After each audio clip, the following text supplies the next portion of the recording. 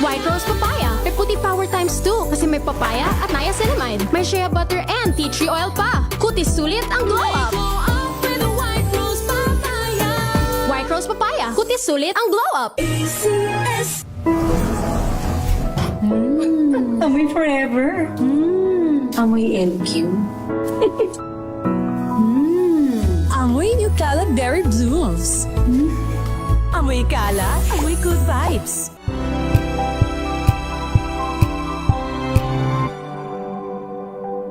Wow, ang saya. Isang barangay na labada, puro mancha pa. Goodbye, pahinga. Mommy, isang laba lang yan sa Pride Bar Blue. May powerful stain-away enzymes na malupit sa dunit mancha. At di masakit sa kamay. Isang laban lang yan. Hello, pahinga. Hello, Pride Bar Blue. ACS.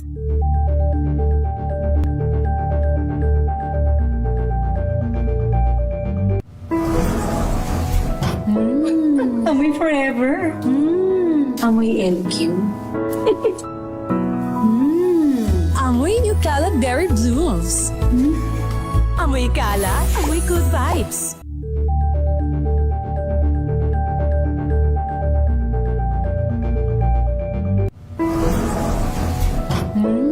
Amoy forever. Amoy LQ. Amoy New Cala Berry Blooms. Amoy Cala, amoy good vibes.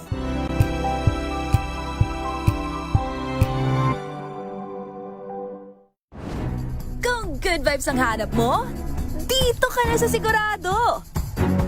Mula sa mga istoryang nagbibigay ng inspirasyon hanggang sa mga kwentong may dalang solusyon. Mga balitang pampagaan ang pakiramdam at pampaganda ng araw. Hindi lang ba sa good news, kundi the better news. Mula Lunes hanggang Biyernes, 1:00 ng tanghali sa DZRH TV.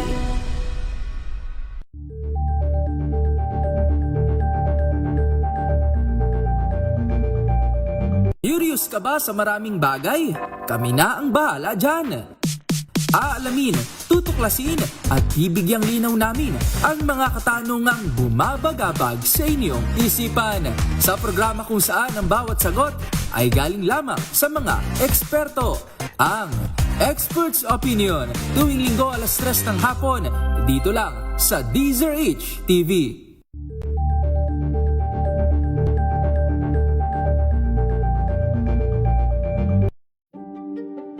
Buklatin ang mga pahina. Pakinggan ang boses ng lipunan. Tunghayan ang mga issue mula sa ibang katayuan. Nakakalungkot kasi deserve ba namin ng ganito? Na hindi nila alam kung ano talaga yung kanilang mga karapatan. Yung gobyerno, tinulungan nila yung kanilang magsasaka. Pinapatahimik tayong lahat using various laws. Through education, kayang-kaya nating baguhin yung ganitong klaseng pag-iisip. Isang kwento, iba't ibang anggulo. Dito, sa Point of View.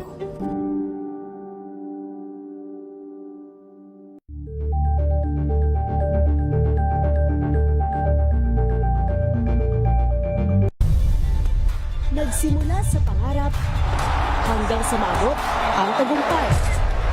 Iba't ibang kwento, iba't ibang mukha ng atletang Pilipino.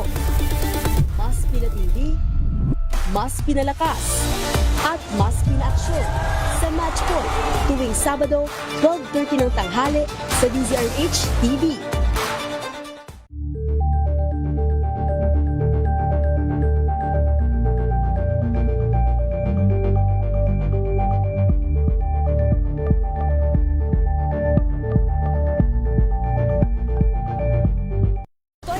Naitalang 17 individual na ang kanilang naaresto. Ng Metro Manila Development Authority o MMDA ang No Contact Apprehension Policy o NCAP sa Metro Manila. Sa ang ilang mga dokumento ay peke. Hindi rin legal ang employment na ipinangako sa kanila. Sa mata ng batas, mananagot ang sangkot at may sala. Dahil sa bawat paglabag, may karampatang parusa. Alamin ang mga pananagutan sa likod ng mga bawal dito sa Hoy Bawal Yan, tuwing Sabado, alas 11:30 ng umaga. Dito lang sa DZRH TV. Number 1 na naman ang inyong DZRH sa latest survey ng Kantar Media na inilabas nitong January 2026. Hindi lang sa Metro Manila, kundi pati rin sa Mega Manila.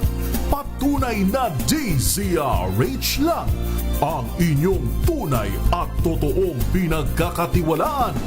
Taos-puso po kaming nagpapasalamat sa inyong patuloy na pagtitiwala dahil ang DZRH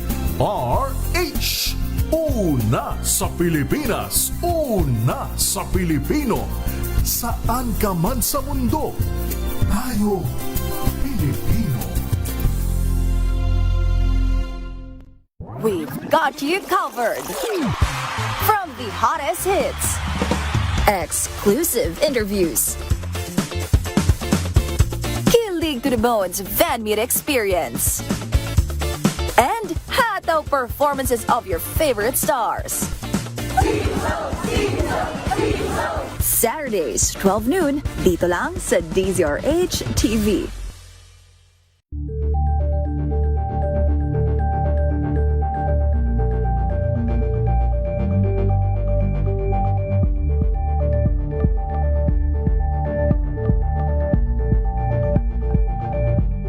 Alamin ang mga maiinit na isyung pambayan, mga balitang kailangan mong malaman, usapin sa pamahalaan, politika, ekonomiya at kabuhayan. Ito ang mga dapat mong malaman, pakialaman at pag-uusapan dahil kayo ang tinig ng mamamayan dito sa Damdaming Bayan.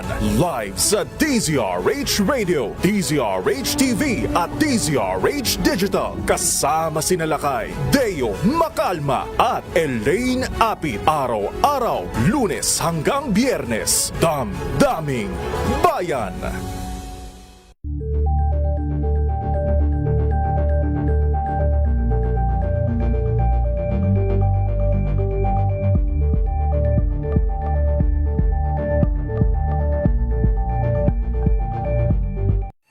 Mga balitang gigising sa inyong umaga. Mga balitang kailangan mong malaman. Mapapakinggan sa ACS Balita sa 2x2. Kasama sina Anthony Taberna at Jerry Baha. Lunes hanggang Biyernes.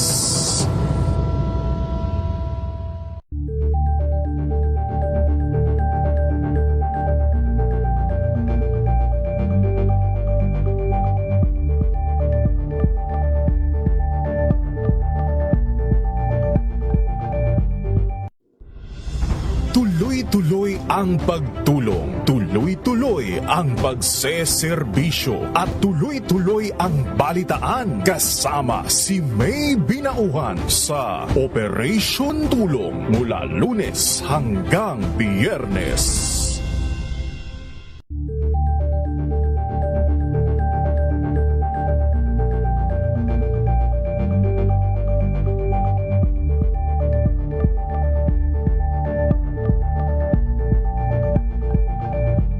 Tambalang Anthony Taberna at Jerry Baha ang gigising sa inyong umaga dahil lalatay ang humahagupit na diskusyon at komentaryo Lunes hanggang Biyernes sa 2x2.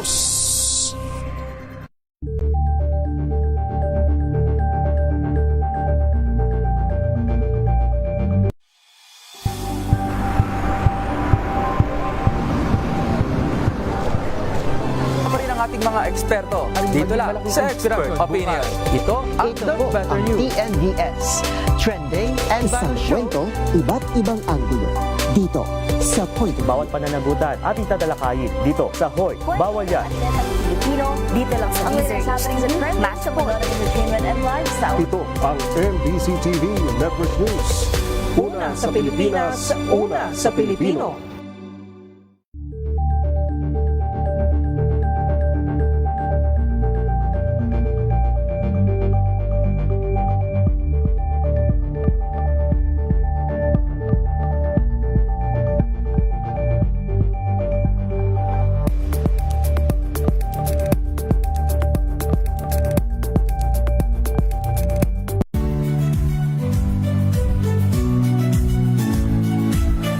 Magandang araw mga kaibigan. Ito po ang inyong balerina ng bayan, si Lisa Macuha Elizalde, na nag-aanyaya sa inyong samahan kami at ang aming mga espesyal na panauhin para sa kalahating oras ng masayang kwentuhan sa aming programang Art to Art, kung saan ang usapang sining at kultura ay para sa lahat. Huwag kaliligtaan, tuwing linggo, alas 3:30 ng hapon, dito lamang sa DZRH Radio, DZRH TV, at via online streaming.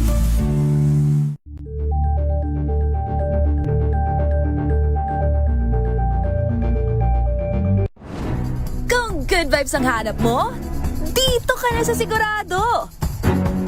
Mula sa mga istoryang nagbibigay ng inspirasyon hanggang sa mga kwentong may dalang solusyon. Mga balitang pampagaan, pakiramdam at pampaganda ng araw. Hindi lang basta good news, kundi the better news. Mula Lunes hanggang Biyernes, 1:00 ng tanghali sa DZRH TV.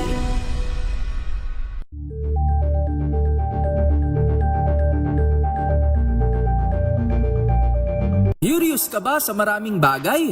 Kami na ang bahala dyan. Aalamin, tutuklasin at bibigyang linaw namin ang mga katanungang bumabagabag sa inyong isipan. Sa programa kung saan ang bawat sagot ay galing lamang sa mga eksperto. Ang Expert's Opinion, tuwing linggo alas 3 ng hapon, dito lang sa DZRH TV.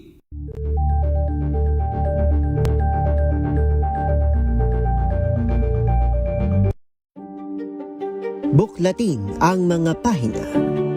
Pakinggan ang boses ng lipunan. Tunghayan ang mga issue mula sa ibang katayuan. Nakakalungkot kasi deserve ba namin ng ganito? Na hindi nila alam kung ano talaga yung kanilang mga karapatan. Yung gobyerno, tinulungan nila yung kanilang magsasaka. Pinapatahimik tayong lahat using various laws. Through education, kayang-kaya nating baguhin yung ganitong klaseng pag-iisip. Isang kwento, iba't ibang anggulo. Dito, sa Point of View.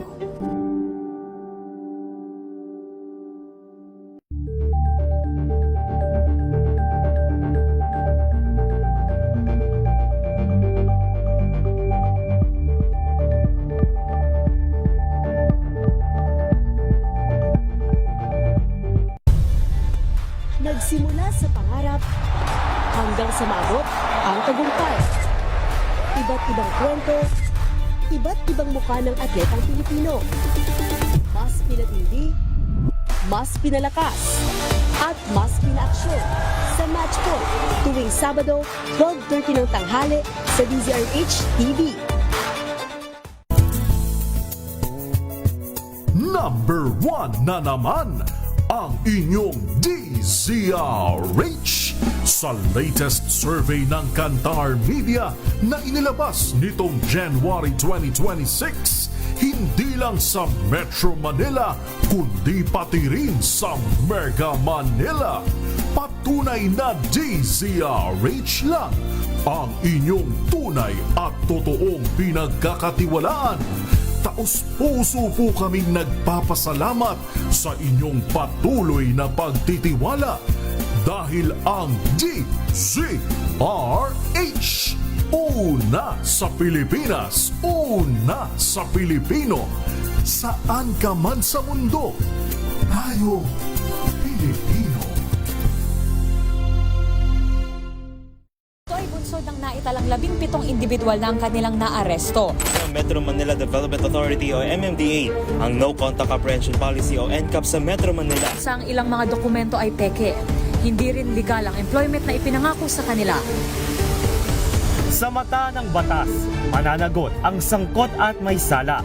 Dahil sa bawat paglabag, may karampatang parusa. Alamin ang mga pananagutan sa likod ng mga bawal. Dito sa Hoy! Bawal Yan! Tuwing Sabado, alas 11:30 ng umaga. Dito lang sa DZRH TV.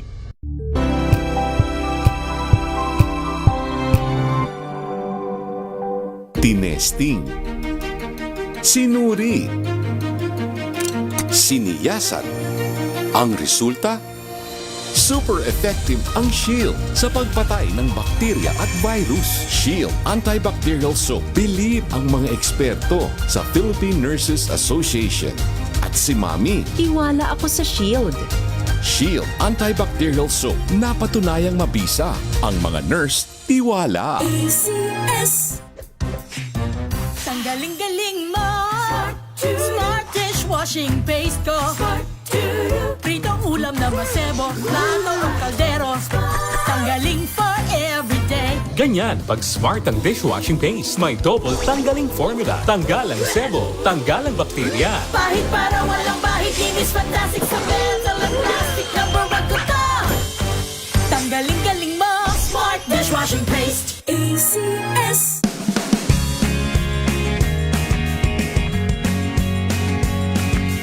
Now we are unboxing MX Sweet Coffee. Each box has 10 sachets of low-acid and sugar-free coffee. You can have it hot or cold. Bring it with you anytime, anywhere. Shop at Lazada, Shopee, and in leading drugstores nationwide.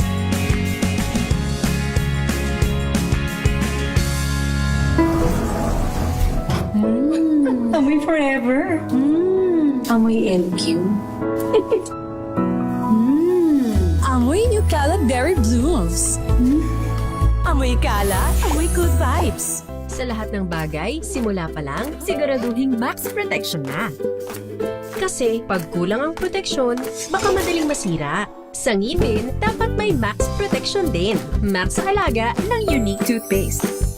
With Max Protect Formula, help stop cavities before they start, while keeping breath fresh. Try unique maximum fluoride protection. Para max alaga, max protektado. ACS. Amoy forever. Amoy LQ.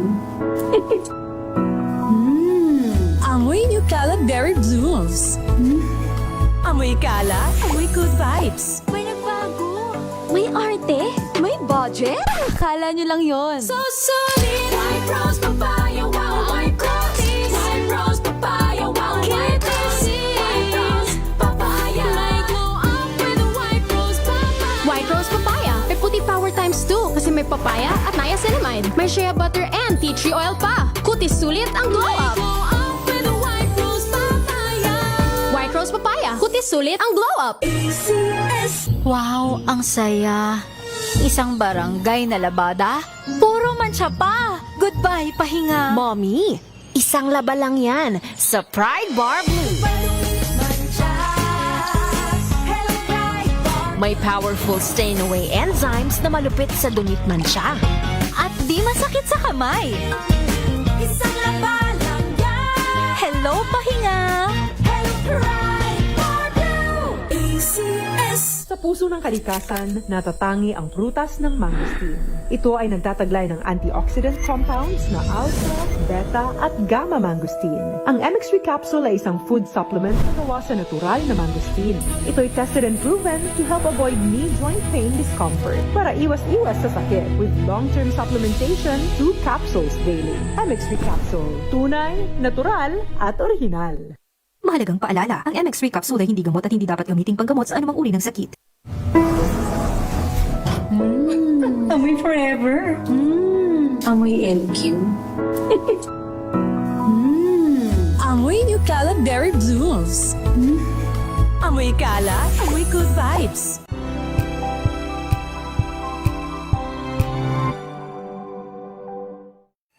Mga balitang gigising sa inyong umaga. Mga balitang kailangan mong malaman. Mapapakinggan sa ACS Balita sa 2x2. Kasama sina Anthony Taberna at Jerry Baha. Lunes hanggang Biyernes.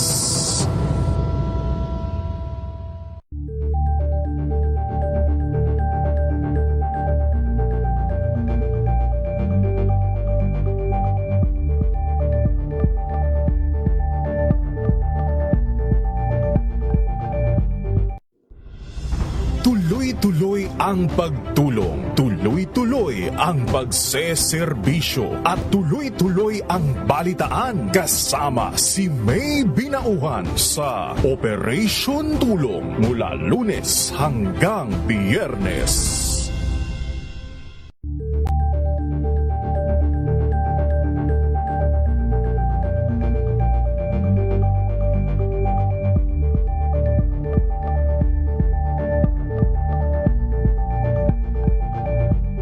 Tambalang Anthony Taberna at Jerry Baha ang gigising sa inyong umaga dahil lalatay ang humahagupit na diskusyon at komentaryo Lunes hanggang Biyernes sa 2x2.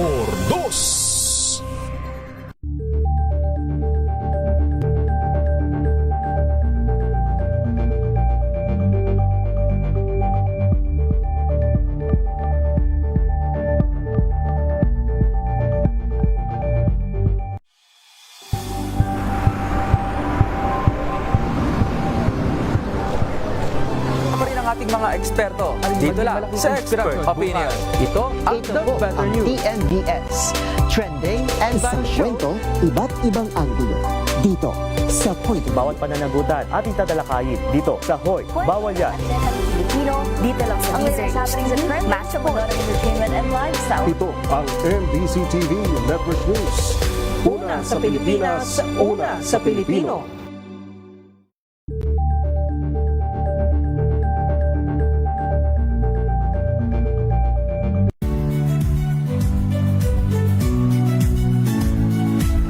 Magandang araw mga kaibigan. Ito po ang inyong balerina ng bayan, si Lisa Macuja Elizalde, na nag-aanyaya sa inyong samahan kami at ang aming mga espesyal na panauhin para sa kalahating oras ng masayang kwentuhan sa aming programang Art to Art, kung saan ang usapang sining at kultura ay para sa lahat. Huwag kaliligtaan, tuwing linggo, alas 3:30 ng hapon, dito lamang sa DZRH Radio, DZRH TV, at via online streaming.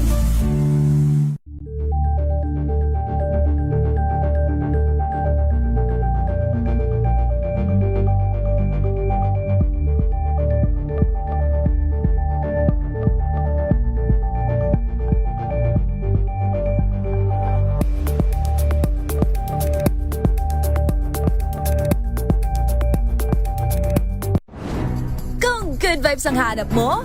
Dito ka na sa sigurado! Mula sa mga istoryang nagbibigay ng inspirasyon hanggang sa mga kwentong may dalang solusyon. Mga balitang pampagaan, pakiramdam at pampaganda ng araw. Hindi lang basta good news, kundi the better news.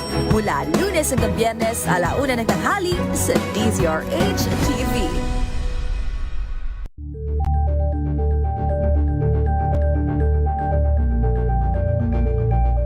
Curious ka ba sa maraming bagay? Kami na ang bahala dyan.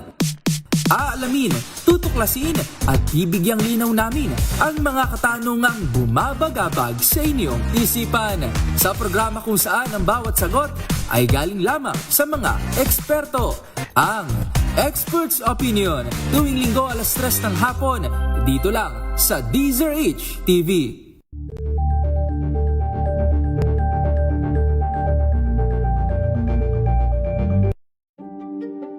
Buklatin ang mga pahina.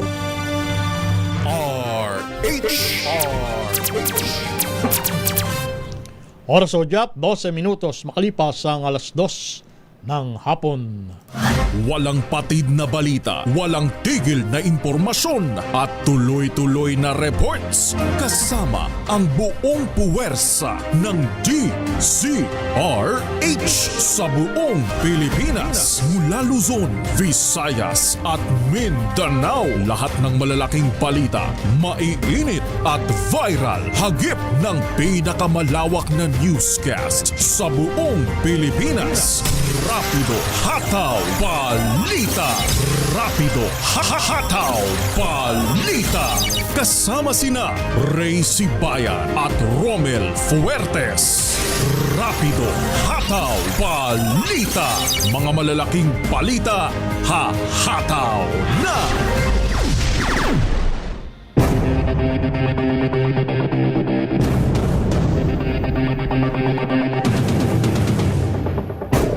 Araw tayo ng Miyerkules, ika-25 sa buwan ng Marso.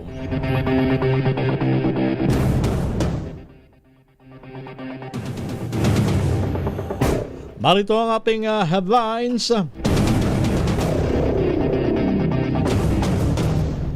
Vice President Sara Duterte hindi dumalo sa impeachment proceedings. Tinawag na fishing expedition ang pagdinig.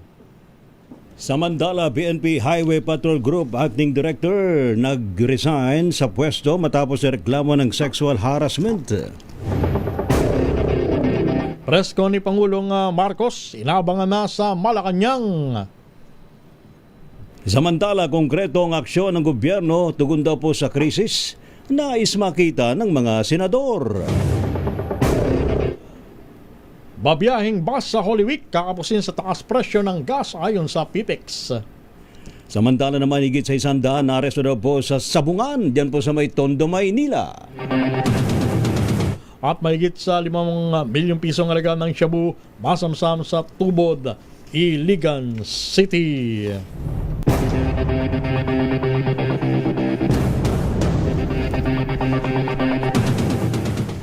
Yan ang ulo ng mga balita at narito na ang detalye. Muli, magandang araw Pilipinas. Ito ang inyong lingkod, si Romel Fuertes. At Ray Sibayan para pa rin po sa DZRH.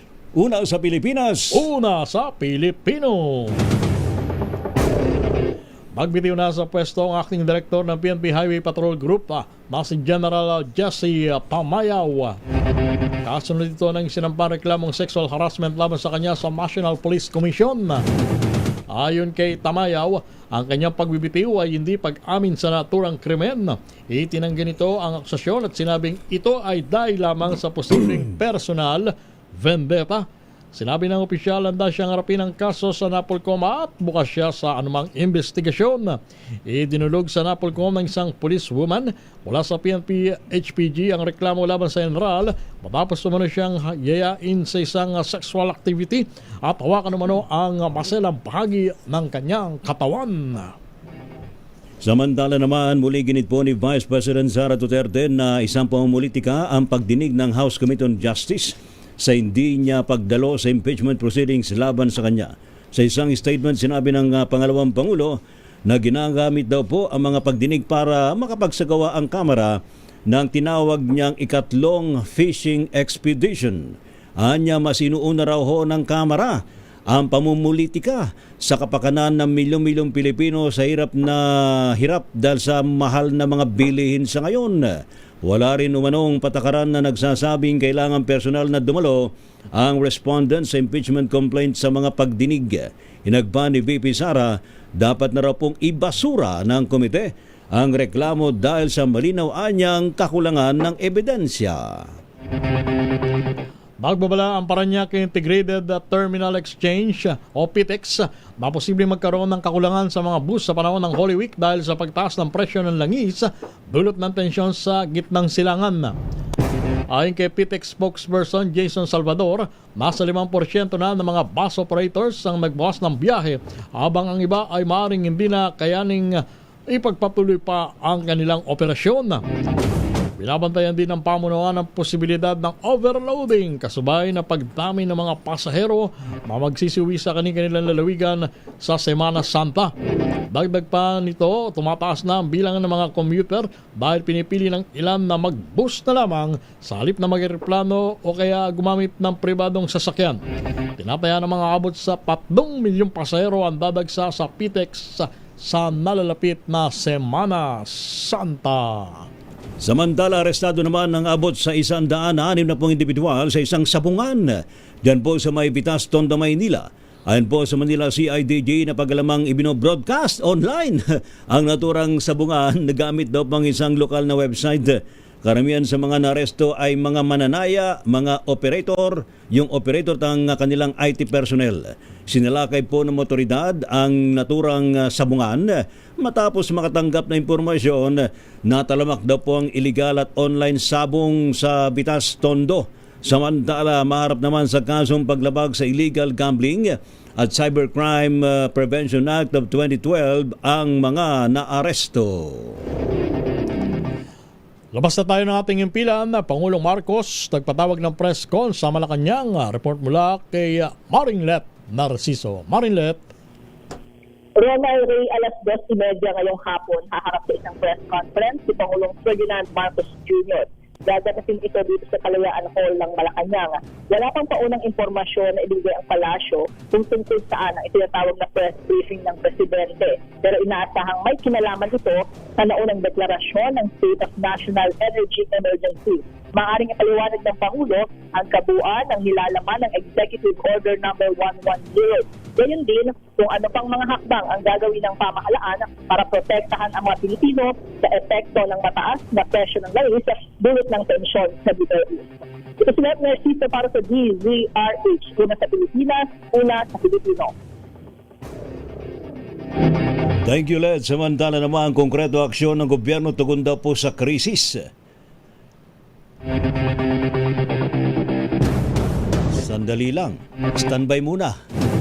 Ito ba muna si Milky? Ha? O sige. Atin mo nang alamin ang update mula sa Kamara. Mahalagang dokumento at ebidensya ipapasuspena daw po ng Justice Committee ng Kamara. Report mula kay RH12, Milky Nigunan. Milky.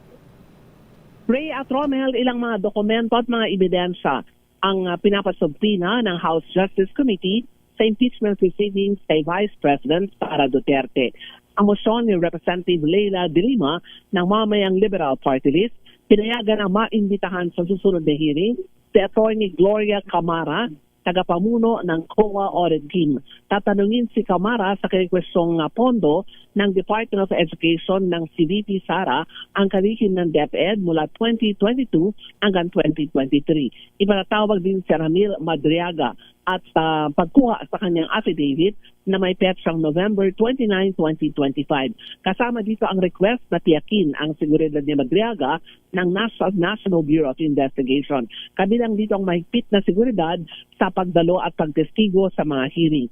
Nagtalo kanina si Representative Rufus Rodriguez at Leila de Lima habang isinasagwa ang botohan. Tinawag kasi ni Rodriguez si Madriaga na polluted source at koneksyon ang sobrang atensyon gayong duda ang mga testimonya nito. Sabi naman ni de Lima, hindi makatuwilang tawagin si Madriaga na polluted source dahil hindi pa naman ito tumitestigo. Narito ang pahayag ni Justice Committee Chair Jervil Luistro. The Secretariat is requested to closely coordinate with the Office of the Sergeant at Arms and or Legislative Security Bureau for the protection of Ramil Madriaga. As courtesy by the committee, please also notify the BJMP as well as the respective regional trial court which ordered his detention. Ang naging pahayag ni Congresswoman Jervil Luistro, ang chair ng House Justice Committee. Napapatuloy pa rin ang impeachment proceedings sa buwan na ng Abril para naman ipagpatuloy pa rin ang paghahatid o pagpresenta ng mga komento at ebidensya. At natiti ang imbitasyon ng komite para makapadalo pa rin si Vice President Sara Duterte sa mga gagawing hearing ng komite. Ako si Milky Nigunan para sa DZRH, una sa Pilipinas, una sa Pilipino. Manang Milky, isang tanong lang. Manang Milky. Yes, po, Romel. Ano ang mangyayari sa oras na sa mga susunod na pagdinig hindi pa rin umattend si VP Sara? Ang sabi ni Congresswoman Jervil Luistro, magpapatuloy pa rin ang hearing nila. Kaya lang malaking kawalan ito sa panig ni Vice President Sara Duterte at sa kanyang legal team. Kasi ito yung pagkakataon sana na isagutin yung mga alegasyon laban sa kanila. Pero hindi daw ito hadlang para matigil ang investigasyon ng komite kahit wala ang pangalawang pangulo. Okay. Sige, maraming salamat, Manang Milky Rigunan. Balik sa'yo, Romel at Ray. At sa Senado naman, konkretong aksyon ng gobyerno tugon sa krisis na ismakita ng mga senador. Balita mula sa mataas na kabulungan ng Kongreso, RH number 28, Paring Raymond Dadpaas. Paring Raymond. Paring Romel, hindi lang mabagal ang pagkilos ng administrasyon, kundi sobrang bagal. Ito ang deklarasyon ni Senador J.B. Ejercito kasunod ng hearing na isinagawa hinggil sa kahandaan ng pamahalaan sa krisis sa langis dulot ng giyera sa Middle East. Sabi ni Ejercito, masyadong reactive ang mga ahensya ng pamahalaan. Narito si Senador J.B. Ejercito. Hindi naman mabagal, sobrang lang ang bagal. Kasi reactive di ba? Isipin mo, narinig mo kahapon mismo, naka-breakdown ang Congress. My God, crisis na tayo, naka-breakdown ang Congress. Emergency situation, the President may call on the Congress at any. Para kay Ejercito, ang nais makita ngayon, hindi lang ng mga mambabatas, kundi ng ating mga kababayan ay kung ano ang mga konkretong hakbang ng gobyerno tugon sa krisis. Totoong may imbak pa tayo ng diesel at gasolina na tatagal ng halos 60 araw. Ang problema ay kung tatagal ang krisis at maubusan tayo ng supply, mahalagang marinig sa mga opisyal ng pamahalaan kung anong alternatibo na pagkukuhanan ng supply. Aminado si Ejercito na dismayado siya sa malamyang pagkilos ng mga ahensya ng gobyerno kahit na nasa krisis na ang sitwasyon. Narito muli si Senador J.B. Ejercito. Iko'y nang importante, yung konkretong action. Yan ang hinahanap natin. Hindi yung, andun yung EO, di ba? Bagamat may mga proposal ang government response, pero may coordination na mababasa mo, yung mga coordination ng mga agencies, okay po yun. Pero yung konkretong aksyon ang ating pong hinahanap. Paano nila gagawin? No? Halimbawa po, pagdating sa supply ng fuel, halimbawa po, 60 days na lang o 56 days by May. Paano kung matuyo? Kung talagang wala makunan, anong contingency? Anong mga gagawin? Meron na ba silang makausap ngayon na mga alternatibo? Ano ang in-expect po natin? So ito yung mga bagay na dapat nating malaman. And ako kasi dapat yung worst case scenario, pag may crisis, yun ang ating pong dapat na iniisip. No? Hindi yung kakayanin. Dapat worst case scenario, kung may makunan, di well and good, masalamat tayo. Pero halimbawa wala. Ano ang ating alternatibo? Kaya nga Hagin ang pahayag ni Senador J.B. Ejercito. Mula sa Senado, ito si RH28 Raymond Dadpaas para sa DZRH. Una sa Pilipinas, una sa Pilipinas. Thank you, Lakay Raymond. Samantala naman, Armed Forces of the Philippines nakasuporta sa critical infrastructure, logistics sa state of national energy emergency. Report mula kay RH52, Edniel Parosa. Edniel. Naka-standby, Ray, ang buong pwersa ng militar kasunod ng deklarasyon ni Pangulong Bongbong Marcos na State of National Energy Emergency. Ayon kay AFP spokesperson Colonel Francel Padilla, handang sumuporta ang kasundaluhan sa mga critical infrastructure, maging sa logistics ng essential goods, engineering at rapid response, lalo na sa mga kanayunan o malalayong lugar kung saan mas malapit na ang mga sundalo. Ginawa ni Padilla ang pahayag matapos atasan ni PBBM ang law enforcement agencies na tiyakin ang seguridad at integridad ng key installation sa gitna ng ginagawang pagreserba o pagpreserba sa langis at iba pang source ng enerhiya ng bansa.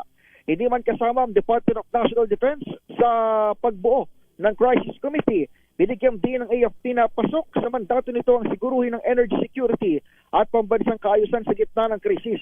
Una na nagpahayag ng kumpiyansa si Padilla sa kahandaan ng mga sundalo na magsilbi muling frontliner tulad na lamang nung ginawa nito ng COVID-19 pandemic. Kasama sa ikinamit ng AFP ay ang mga mobility assets nito sakaling kailanganin ng ibang ahensya ng pamahalaan. Samantala, sa iwalay na pahayag, sinabi ni AFP Chief of Staff General Romeo Browner Jr. na tuloy ang Philippines-US balikatan exercises sa susunod na buwan kahit busy ang Amerika sa bakbakan sa Middle East. Ani Browner, noong nakaraang taon pa rin napondohan itong drills kaya walang inaasahang budget cut dito. sa balikatan ay tinuturing na pinakamalaking edisyon sa loob ng 41 iteration ito. Ako si Daniel Parrosa, Laser H. Una sa Pilipinas, una sa Pilipino. Korea, pinahahalagahan ng seguridad at kapakanan ng mga OFW ayon sa Korean Ambassador to the Philippines. Report mula kay RH number 4, Miss Karen O. Yong. Miss K.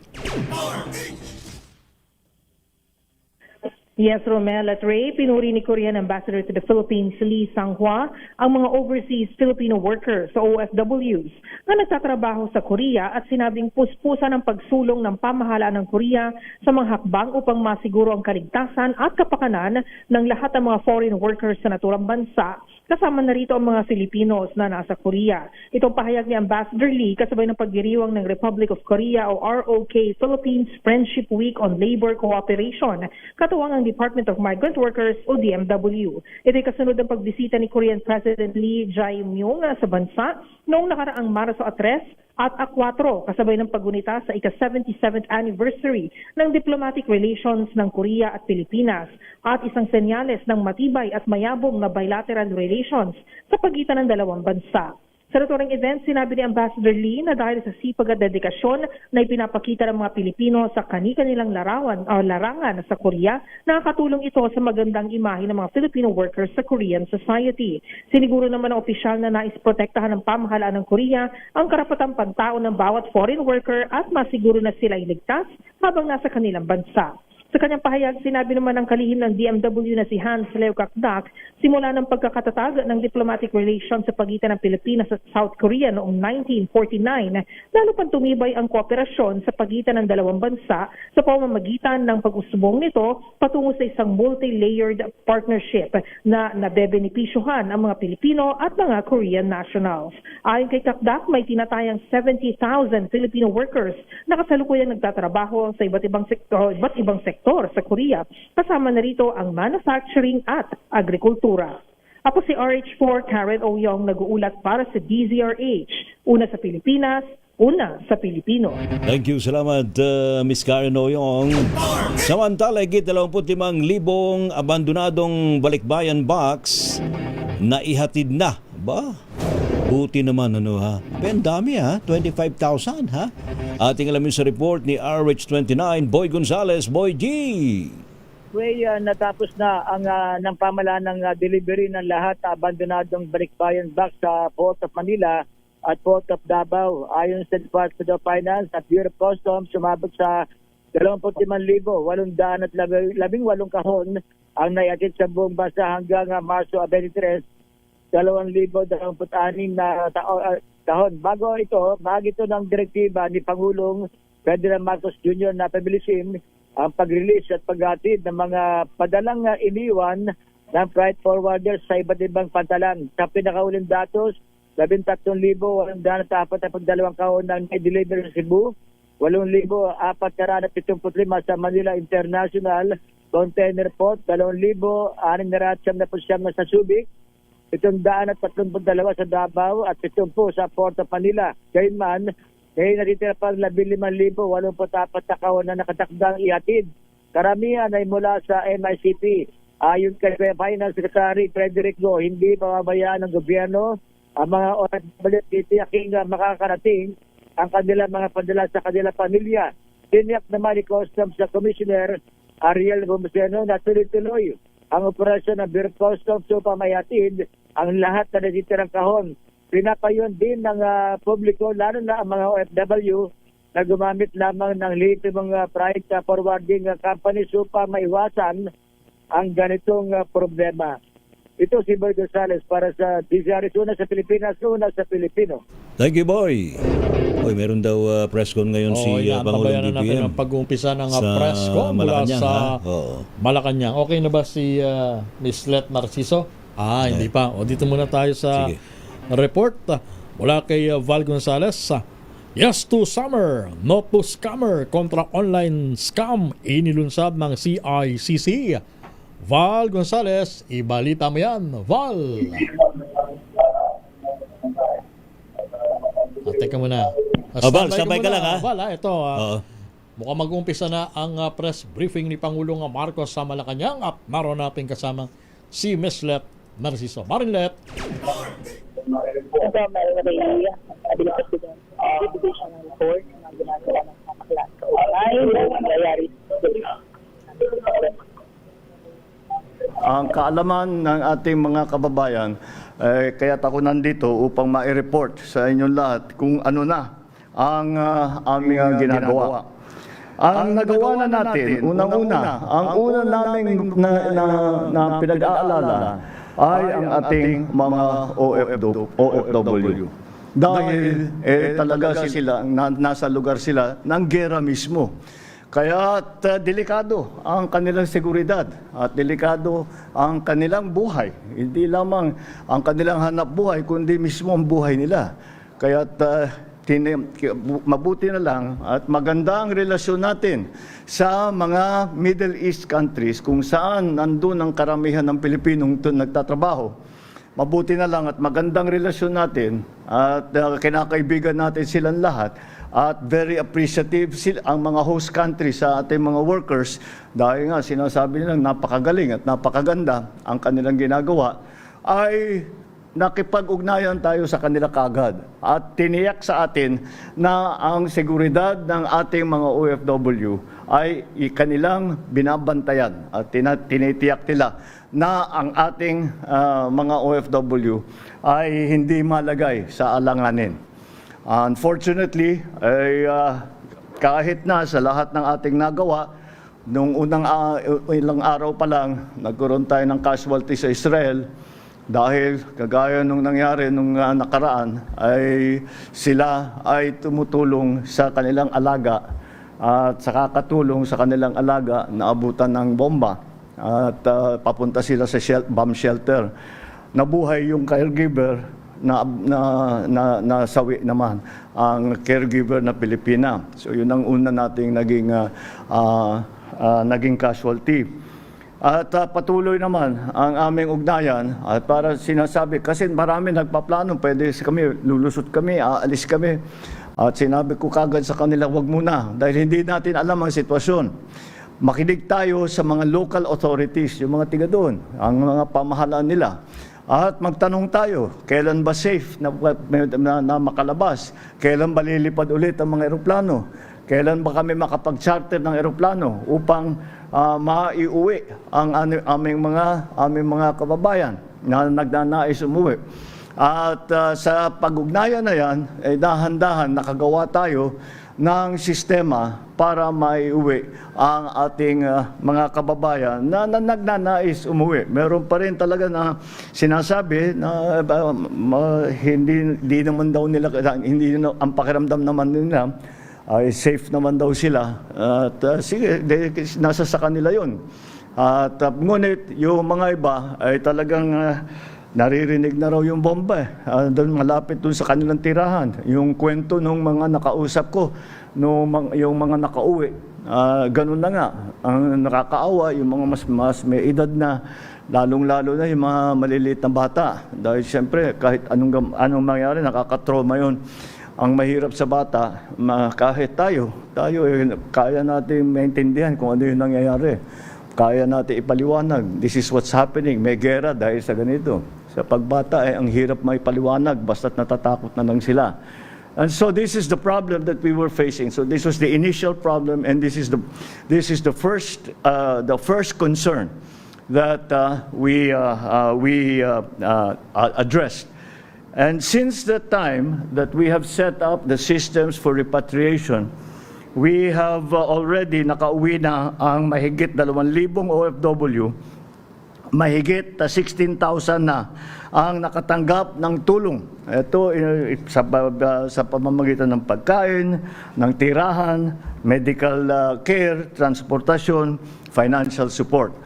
Ito ang mga nakauwi, meron din tayong ibinibigay doon sa ating mga kababayan na nandoon pa rin at nangangailangan ng ating tulong. At hindi natin ititigil ito. Patuloy ito ang ating pagpauwi ng ating mga kababayan at naka-4 na tayo na charter flight na nakauwi. At ito hindi lamang galing sa isang lugar, kung hindi pinupuntahan ito sa iba't ibang bansa, nagkikita-kita sila sa isang lugar, sabay sasakay ng eroplano bago iuwi dito sa Pilipinas.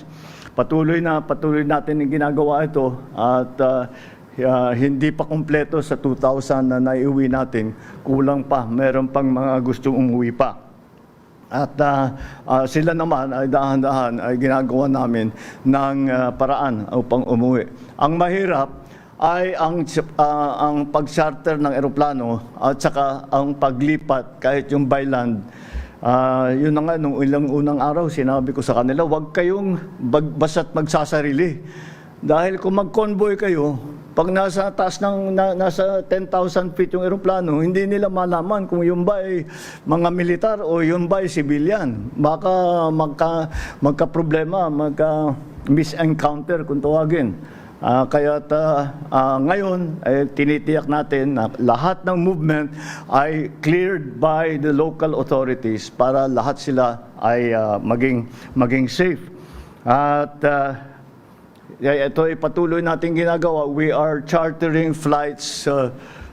We started with 1 a week. I start to accelerate that to 2 a week. Depende talaga kung kailan nila sasabihin sa atin na maaari nang magpalipad. Meron iba dyan na sumasakay sa commercial, meron yung iba sinasakyan yung ating mga chartered na eroplano. And we will continue to do this until the war ends or until we have repatriated all of our nationals back home here to the Philippines. Then and now the next part of the challenge that we were facing was the supply and the pricing of petroleum products. Kaya ang una naming tiniyak ay ang unang tanong ko sa Department of Energy, ano ba ang stock natin ng diesel, ng gasolina, ng kerosene, ng jet fuel? At ito ay binigay sa atin. Marami sa inyo ay nakita naman ninyo yung unang report kung ilan ang supply natin. At ang instruction ko sa kanila, huwag niyong titigilan. Maghanap kayo pa ng supply dahil hindi natin alam kung gaano katagal pa ito. At pag sasabihin natin, we are talking about 45 days on average, more or less. Pero hindi natin alam how long this will last, how long the supply is going to be diminished or from the Middle East to the Straits of Hormuz. So our authorities are all continuing to find new sources for the supply. First of all, what we tried to do was to ensure that the contracts that we already had would be honored. Halimbawa, may kontrata tayo na mag-import tayo ng ilang bariles ng langis, ng diesel, ng kung ano. Kung ito pa, ay tiyakin natin na patuloy na makakarating talaga ito sa Pilipinas. Nung unang ilang araw, lahat ng hindi kami masagot ng mga supplier natin ng oil and petroleum products dahil hindi rin nila alam kung ano yung nangyayari. At yun na nga, pati yung presyo hindi nila maibigay. Ngunit dahan-dahan sa patuloy na ating pagtatawag, sa patuloy sa ating pag-ugnay sa kanila, at gumawa tayo ng mga bagong sistema para makarating ang langis dito, ay tuloy-tuloy naman, na-supplyan tayo. And we are not stopping. Although the average now is running at 45 days supply, siyempre iba-iba. But the average is 45 days. Hindi natin tinitigilan. And again, I credit the success of this ensuring the supply to the good relations that we have with our partner countries around the world. And we have not only gone to our oil suppliers, the traditional oil suppliers, we have tried to explore other sources that are not affected by the war that is ongoing in the Middle East. And there have been, it would be premature to say that we have perfected contracts with them, but I think it's sufficient to say that the things are beginning to open up. And although we cannot be assured right now of the supply, we can be sure that at least for 45 days we will be all right. I think that we can be fairly confident. We can be confident that after the 45 days we will still have already arrived here in the Philippines. We will have already a flow of oil, not just one delivery, not just two deliveries, but a flow of petroleum and petroleum-related products. Right now, because of the situation, lahat hinihingi natin. Humihingi tayo ng crude oil. We are asking for, we find if we can find it dahil meron naman tayong refinery. Andyan naman ang Petron that can refine it. Gasolina, diesel, siyempre ang pinaka-importante para dito sa Pilipinas. At ang jet fuel, kerosene at saka jet fuel para patuloy ang lipad ng mga eroplano. So we are continuing to do this. We will not stop. We will not stop this process so that we will ensure the supply of petroleum and petroleum products to the Philippines. And right now, I'm very confident in saying that we have sufficient supply.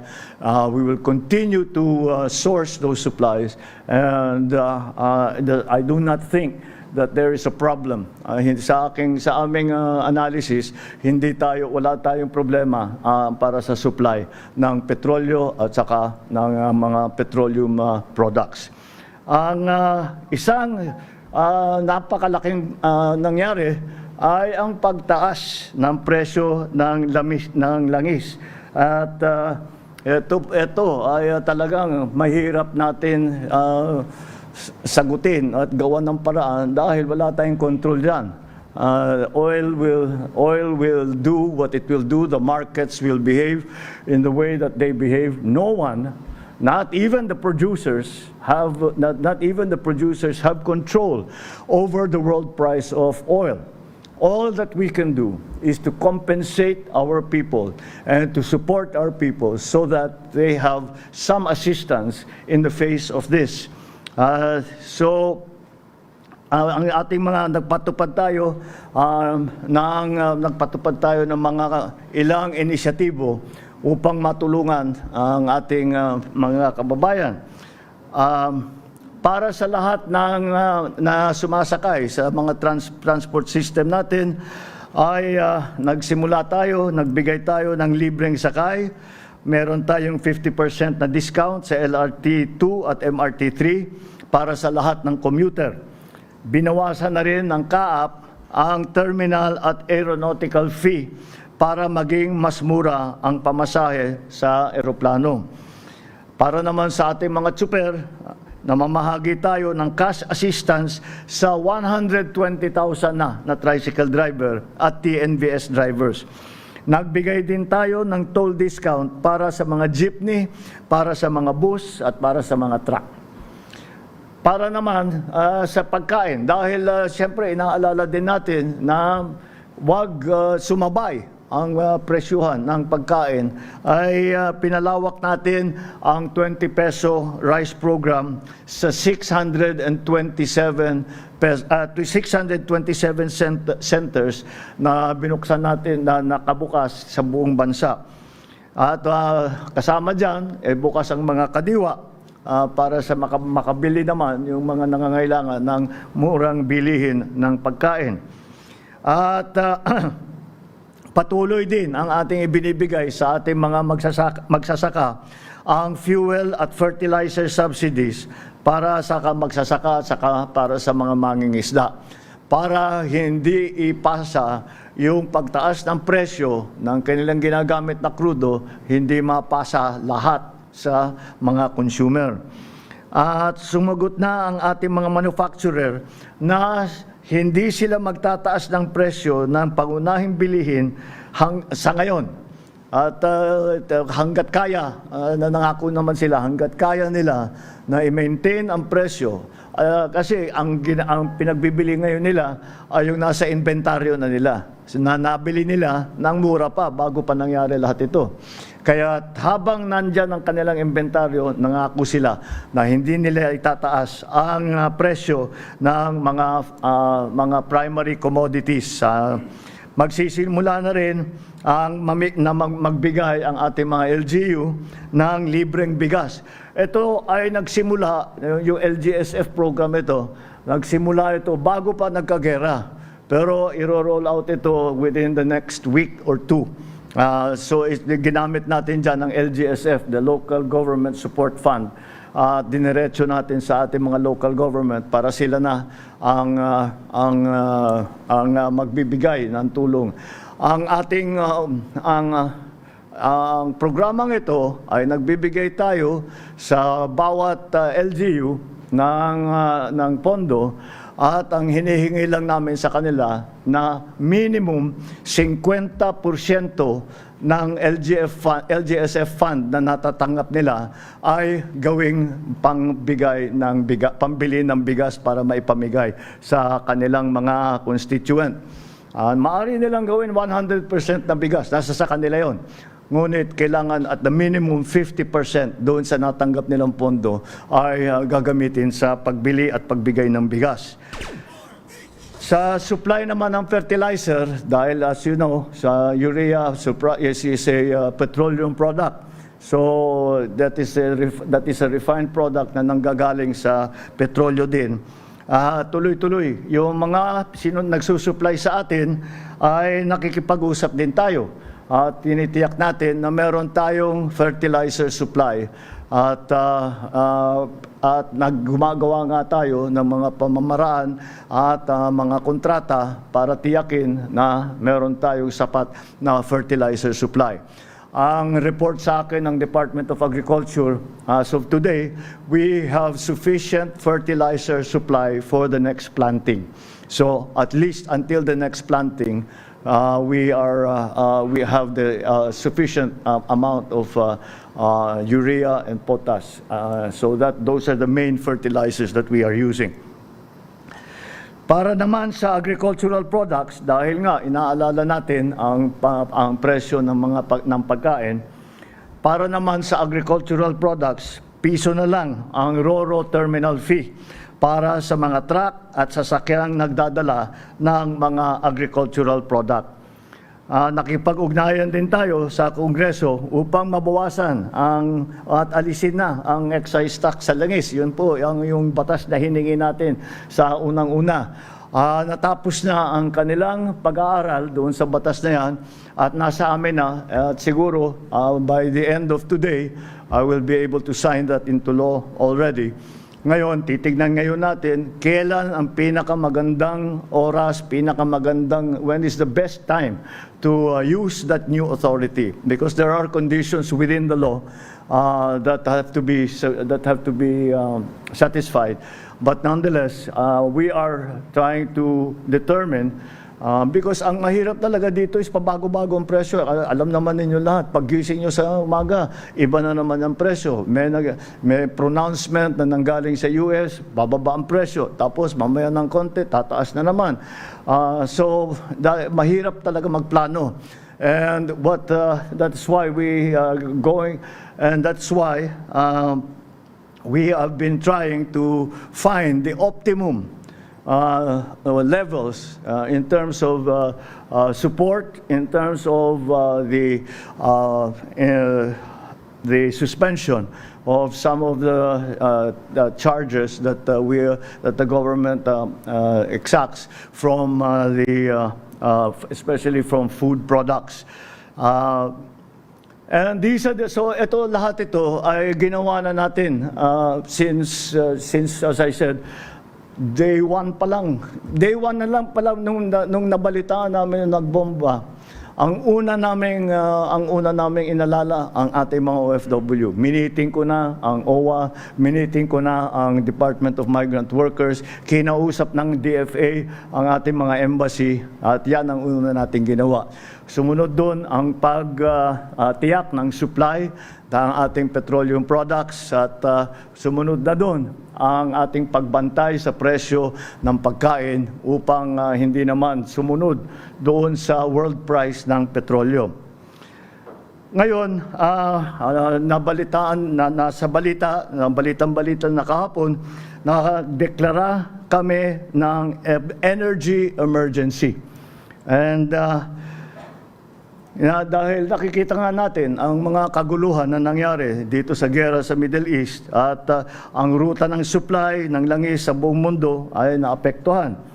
Ang Straits of Hormuz, madalas nyo nang marinig ang Straits of Hormuz, at yun, kung tignan niyo sa mapa, doon dumadaan ang mga langis ng more or less 20% ng lahat ng world supply ng oil products, dahil oil-producing countries sa mga Gulf countries. So doon dumadaan lahat. Karamihan ng dumadaan na langis sa Straits of Hormuz papunta rito sa Asia. Kaya't ang Asia, sa pagsara ng Straits of Hormuz, ang Asia ang pinakamabigat ang tama.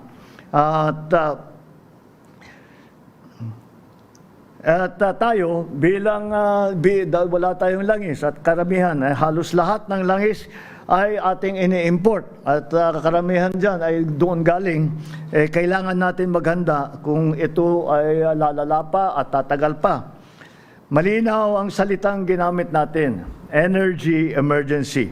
Hindi ito emergency ng pangkalahatan. It is a very specific and a very precise emergency. It is an emergency of the energy sector, the supply of energy, and the prices of energy.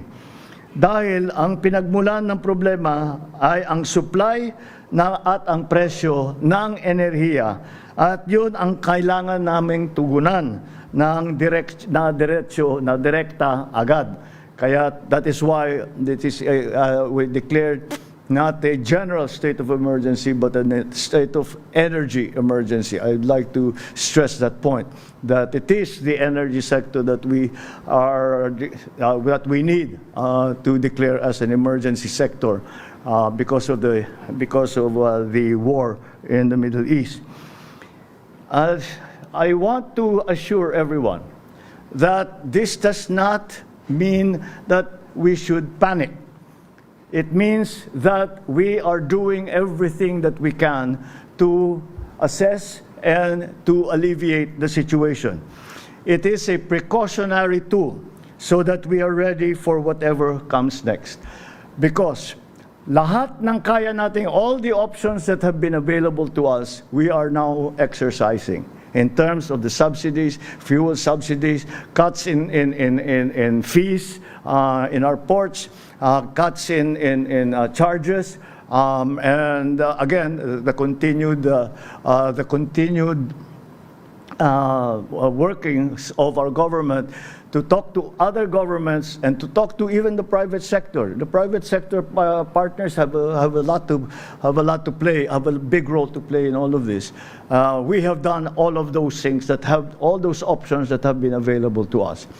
The reason that I declared an energy emergency is to provide government with more options should the need arise. Binibigyan nito ang ating pamahalaan ang mga kapangyarihan kumilos ng mas mabilis, bumili ng langis ng hindi na kailangan na dumaan pa sa matagal na proseso, at pagsamahin ang lahat ng ahensya sa isang direksyon. Those are the authorities and the powers that we might need in the future, and we would like to have available to us. Nakikipag-ugnayan din tayo sa Kongreso. I'm sorry, I'm looking at the wrong page. Itinatag ng EO 110, which is the executive order that I signed yesterday, ang uplift.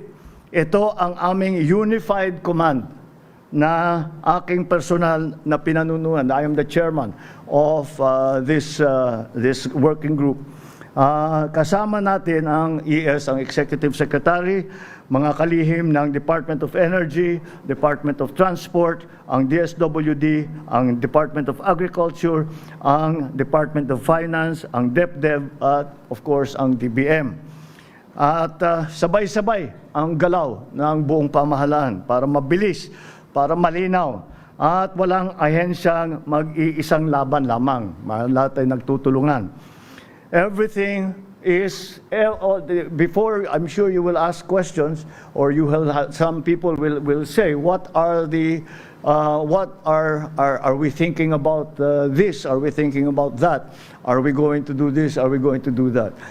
The best way I have to answer that question, nothing is off the table. We are looking at everything that we can do. And so whatever suggestion that has been brought to us, whatever idea that we have come up with, we are examining it very, very closely in great detail to see if it is going to be advantageous to our people. At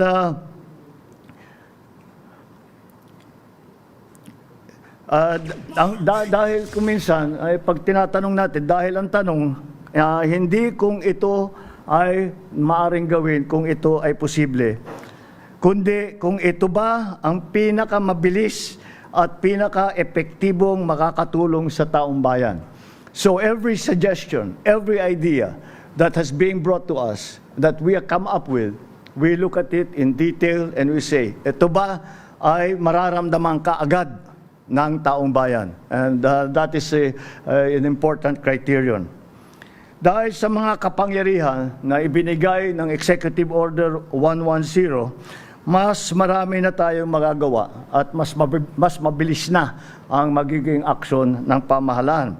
Mapapabilis ng Department of Energy ang pagbili ng langis mula sa ibang bansa. Paiigtingin natin ang aksyon laban sa hoarding at sa mga nagsasamantala, hindi lang sa langis kundi sa lahat ng pangunahing produkto. I think we made that warning very early on na wag mag-hoarding at wag mag-price gouging. Wag silang nagsasamantala dito sa sitwasyon. And we will enforce that rule very, very strongly. And again, to those who are thinking about it, hindi nyo na kailangan gawin because we have a sufficient supply of oil, we have sufficient supply of food. Sa pagkain, sa pamasahe, lahat po ito ay maaari nating matignan. Today, halimbawa, maaari nang makialam ang pamahalaan sa supply at presyo ng kuryente para hindi ito masyadong magmahal. Dahil that's the authority that the EO in its declaration of a energy emergency provides the executive. Beginning today, over 1.4 million drivers and units will start receiving fuel and financial assistance on top of the 120,000 who have already been served by the DSWD. Abangan din ninyo ang tupad para sa mga tsuper at pinaigting natin na service contracting para sa ating transport sector. Again, these are supports that we are hoping to bring, that we are going to bring to those who are most affected by this situation. Nais kong maging malinaw tungkol sa aming prioridad. Hindi natin kontrolado ang presyo ng langis sa mundo. Yan ang katotohanan na ating hinaharap. Ngunit ang hindi maaring mangyari ay maramdaman ng bawat Pilipino ang buong bigat nitong mga pangyayari na wala naman silang kinalaman. Isa lamang ang aming pamantayan. Agaran, pinakamabilis at direktang mararamdaman ng ordinaryong Pilipino, hindi bukas, hindi sa susunod na linggo, ngayon. Sa pagkain, sa pamasahe, sa kuryente, sa araw-araw na gastos ng pamilya, yan ang mga hakbang na aming inuuna. Para sa ating mga kababayan, ito po ang ginagawa ng inyong pamahalaan. Maraming salamat po. Magandang hapon po sa inyong lahat. Thank you very much.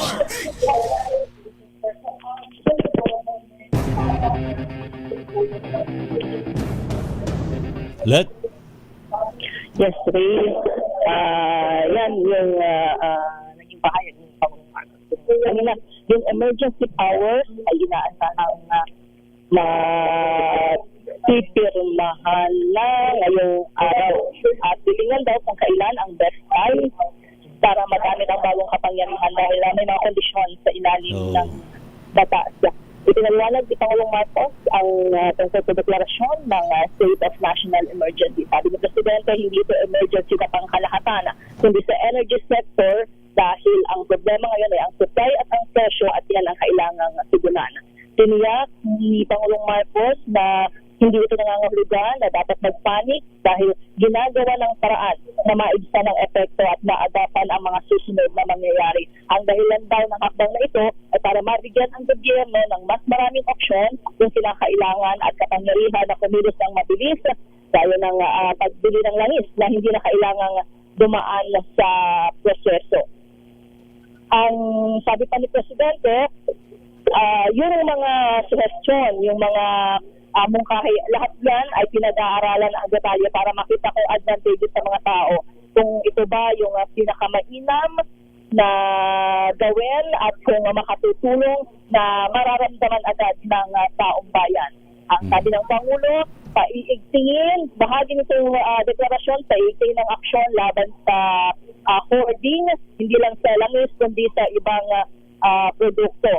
At bahagi pa rin ng kapangyarihan, maaaring makialam ang gobyerno sa supply at presyo ng kuryente.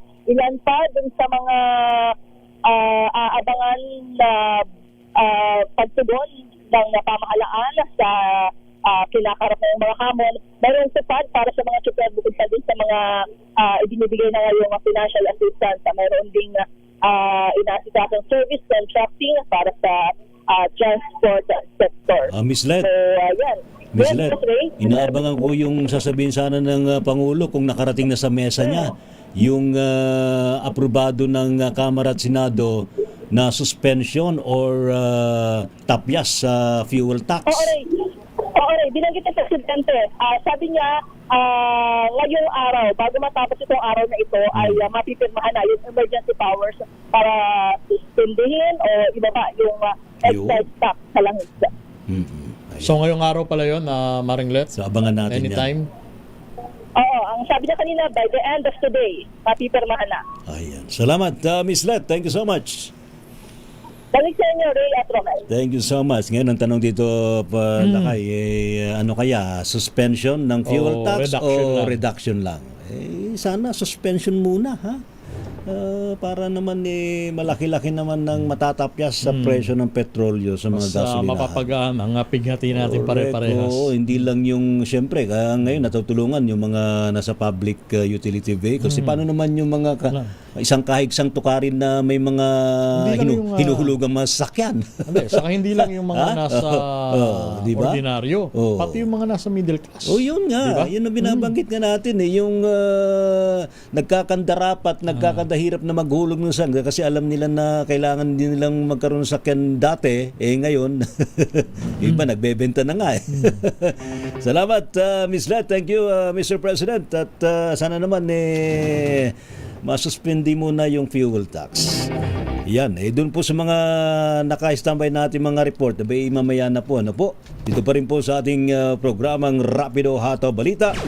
Maraming salamat po sa matumutok po sa ating balitaan sa Rapido Hataw Balita.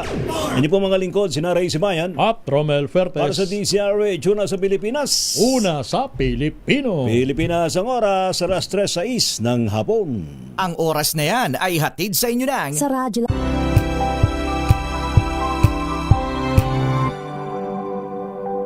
Hello, Washi! Laundry day na naman! Yay! Anong meron? Mancha ng chocolate, putik, may libag pa! Kaya natin yan! With Pride Washing Machine Detergent, may triple stain-away formula. Tanggal ang makapit, madikit, at malupit na dumit mancha. Kaya easy-easy ang labada. Mula noon hanggang ngayon! All you need is pride! All you need is pride! ACS. Sinisiguro kong tama ang aking choices. Tamang pagkain, lifestyle, at ang partner ko MX3 capsule.